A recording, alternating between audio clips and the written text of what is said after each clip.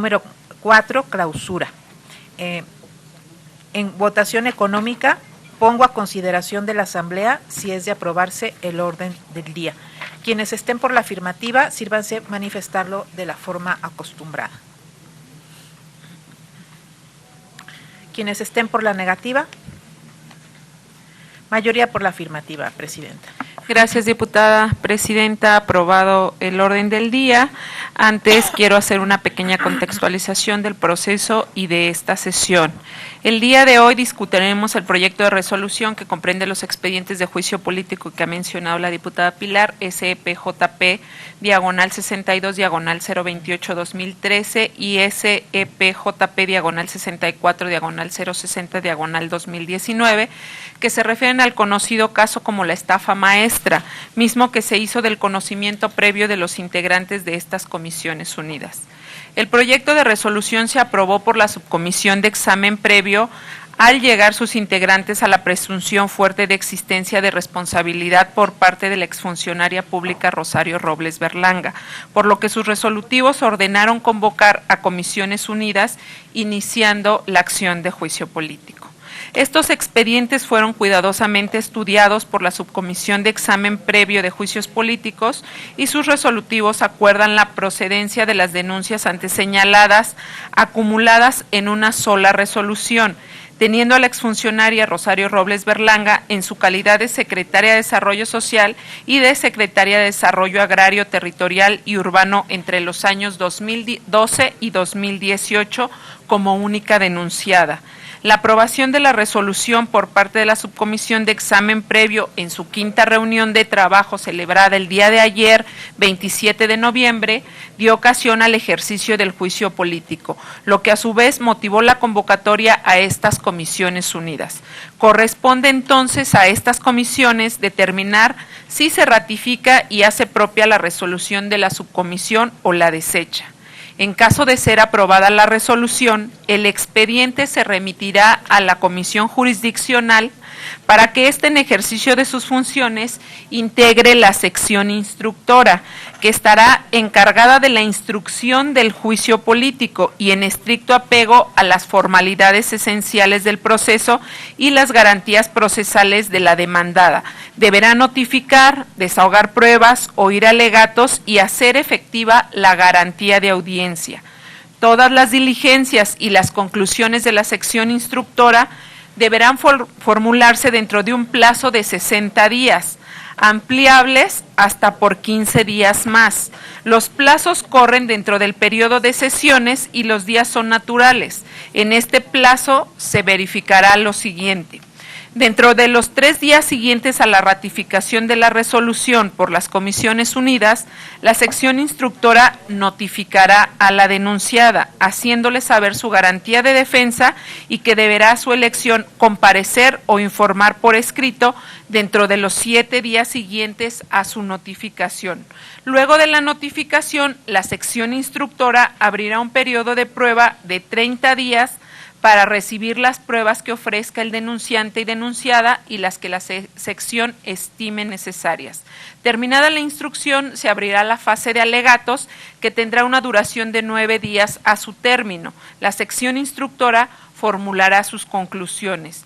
Si de esto se desprende la responsabilidad de la denunciada dentro de los 3 días siguientes a la Cámara de Diputados, se erigirá en un órgano de acusación, previa a la declaración de su presidenta, y comparecerán los denunciantes y la denunciada para alegar lo que a su derecho convenga. Una vez que hayan sido escuchados, se procederá a discutir y a votar las conclusiones de la sección instructora. Si la Cámara resuelve que procede la acusación, se pondrá a la denunciada a disposición de la Cámara de Senadores, designándose una comisión de 3 diputados para que sostengan la acusación ante el Senado. Recibida la acusación, el Senado turnará el asunto a la sección de enjuiciamiento, que recibirá los alegatos de la Comisión de Diputados, y el acusado presentará sus conclusiones dentro del plazo de 5 días. Recibidas las conclusiones, el Senado se erigirá en jurado de sentencia.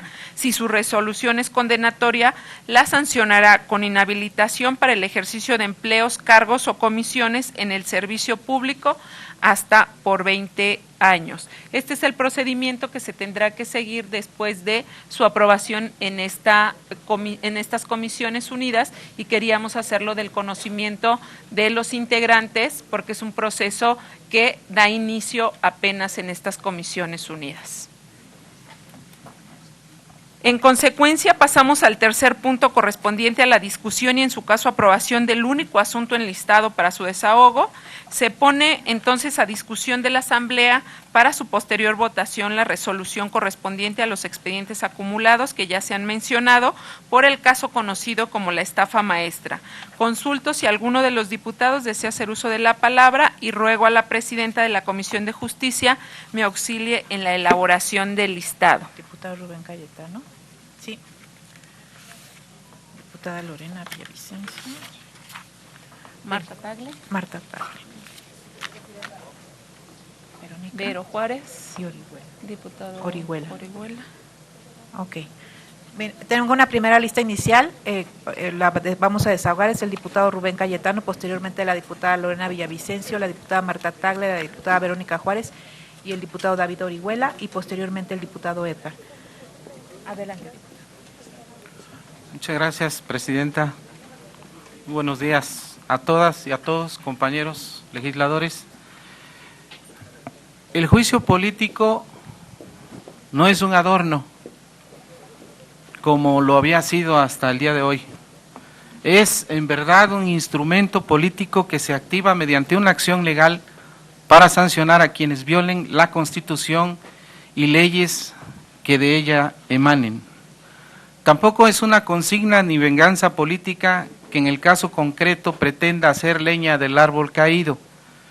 Por el contrario, la procedencia de las denuncias y la admisión para aperturar juicio político es porque se han cumplido requisitos de procedibilidad, elementos suficientes hay, se acreditó el interés público y jurídico, hay legitimación activa de los denunciantes, entre ellos la compañera legisladora Tatiana Cloutier, y legitimación pasiva para incoar en contra de Rosario Robles Berlanga por ser funcionaria pública como titular de SEDATU al ocurrir los actos señalados y sin prejuzgar porque existen suficiencia de probanzas para abrir el juicio político. ¿Por qué solo contra Rosario? Nuestro proceso, nuestro juicio político no exige que exista litis consorcio pasivo necesario, es decir, que todos los denunciados estén en un solo proceso. Pueden haber más denuncias y podrá haber desgloses e incoarse los procedimientos correspondientes. A partir de ahora, las subsecuentes instancias deberán cumplir las reglas esenciales del procedimiento, el debido proceso, dar la garantía de audiencia personal o delegada mediante apoderado legal y que las pruebas se valoren con base en la sana crítica y la buena fe, para que el Senado de la República no tenga otro margen que no sea el de sancionar sin duda ni titubeo. En cuanto al fondo del asunto, resulta público y notorio, pero además políticamente inmoral, que Rosario Robles Berlanga sea una niña de pecho, comparada con los grandes delincuentes de cuello blanco que tanto han dañado la vida pública de México. No te preocupes, Rosario, le dijo el presidente Enrique Peña Nieto, como una señal indeleble de pretenciosa impunidad del viejo régimen. Contratos ilegales por 7.670 millones de pesos entregados a 186 empresas, pero 128 de ellas no debían recibir recursos públicos porque carecen de infraestructura ni personalidad jurídica para dar los servicios para los que fueron contratados o simplemente porque no existen.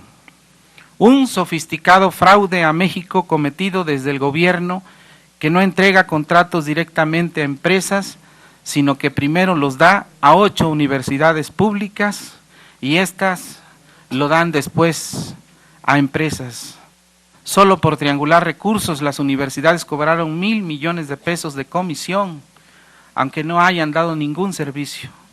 Entre otros, los elementos, estos que menciono, para aperturar juicio político. En tiempos de injusticias, de impunidad y ausencia del Estado de Derecho, el juicio político fue letra muerta. En nuestros tiempos de la Cuarta Transformación, esta 64ª legislatura recupera el prestigio del Congreso de la Unión y el de los diputados y senadores, al hacer vigente un procedimiento que por la vía democrática y jurídica busca con afán la justicia y frenar y acabar con la corrupción y la impunidad. Seguimos haciendo historia. Mi voto, sin titubeo alguno, será a favor del dictamen. Es cuanto, diputada presidenta, muchas gracias. Gracias, diputado. Le doy la palabra a la diputada Lorena Villavicencio. Bueno, en primer lugar, comentar que no se tuvo la oportunidad de todos los integrantes de la Comisión de Justicia, no sé si en la Comisión de Gobernación, de tener en tiempo, tuvimos muy poco tiempo para hacer la valoración exhaustiva de este asunto, lo cual me parece que debería ser muy importante porque estamos hablando de repercusiones jurídicas contra una persona, cualquiera que sea.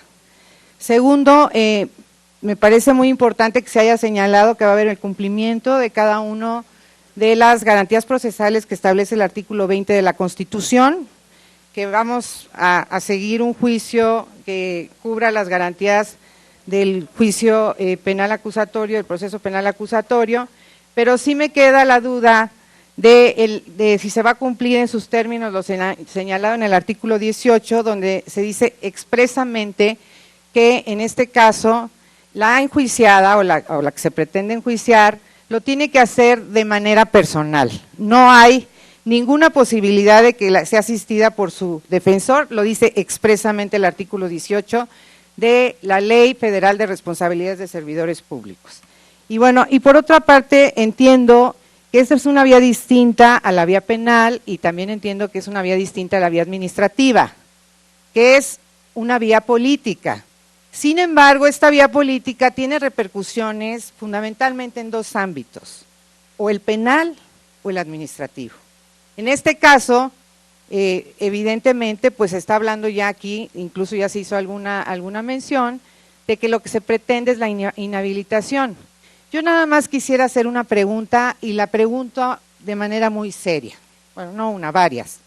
Primera pregunta, ¿por qué se inicia este juicio político que va a tener estos efectos sobre una persona cuando esta persona ya está en la cárcel, asumiendo, está enjuiciada, está en la cárcel y también entiendo que tiene una inhabilitación por parte de la Contraloría?